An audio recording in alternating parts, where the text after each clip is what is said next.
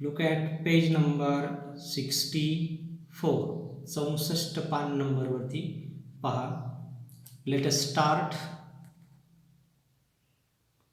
In spite of being considered Einstein's equal in intelligence, Dr. Hawking is a very humble man. It means we the people in the world considered Dr. Hawking as a scientist like Albert Einstein. It means Dr. Hawking is compared with Einstein, and people said that Dr. Hawking's intelligence is as like Einstein.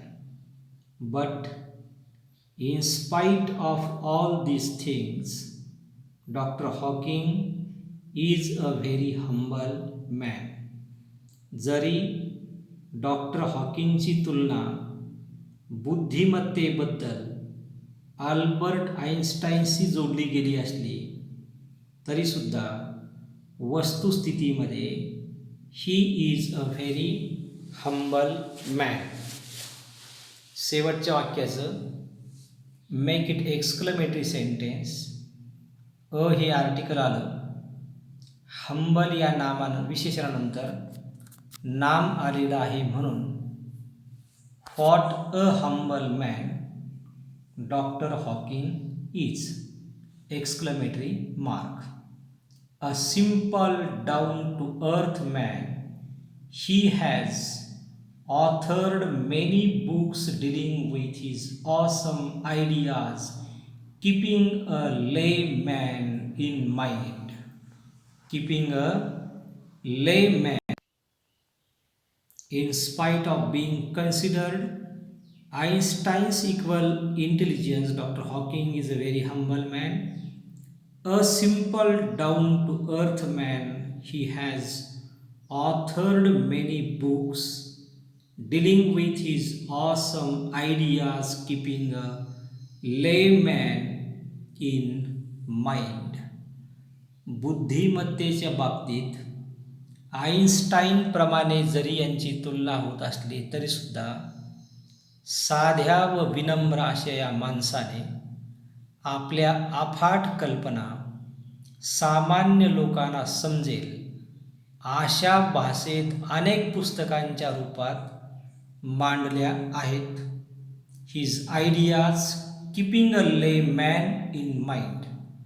Layman means सामान्य व्यक्तीला सुद्धा समजेल अशा प्रकारच्या कल्पना, अवघड कल्पना सोप्या भाषेमध्ये मांडल्या. His writing is full of wheat and humour.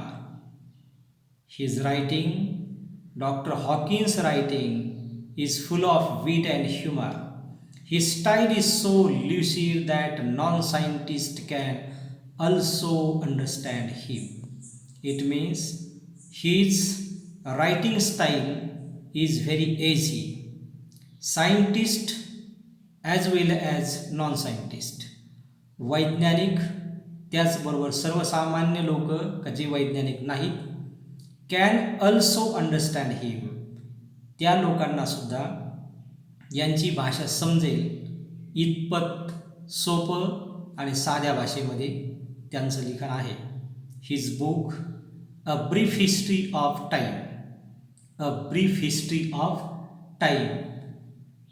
त्या काळामध्ये त्यांनी एक पुस्तक लिहिलं. A brief history of time is one of the best selling books of our times. आणि सध्याच्या कालखंडामध्ये मोठ्या प्रमाणावरती विकलं गेलेलं पुस्तक म्हणजे a brief history of time.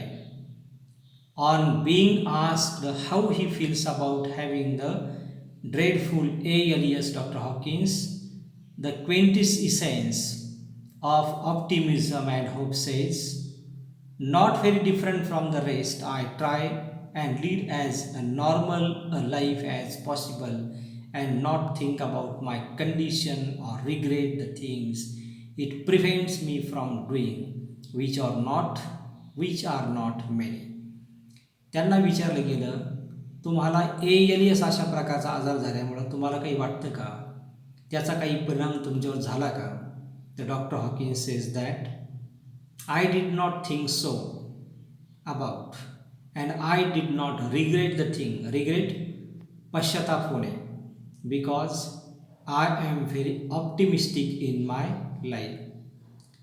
Doctor Hawking is the perfect example of hopefulness. Dr. Hawkins is the perfect example of optimism and hopefulness. Dr. Hawkins' family believes that.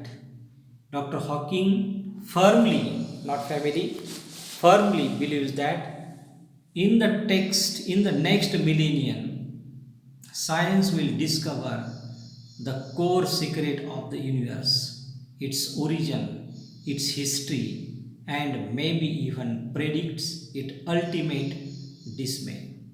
Dr. Hawking is very hopeful man, is very optimistic man, and he thinks that and he believes that all the people in the world, all the scientists in the world will discover the core secret of the universe. या जगाची उत्पत्ती आणि स्थिती आणि लय, जगाची उत्पत्ती स्थिती आणि लय, generate, operates and organizes and destruct. All these things will understand, all these things will discover, and its origin will also discover by the scientists in the world that he believes. Its history and maybe even predict its ultimate demise.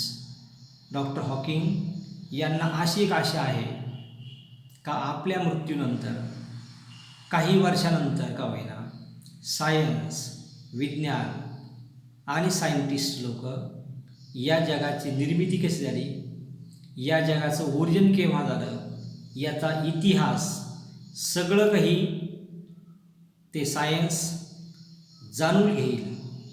Like doctor Hawking, there are many people who display exemplary courage in their lives. Doctor Hawkins प्रमाणेच there are many people in the world, there are many scientist in the world who shows great courage, exemplary courage, wonderful courage in their lives.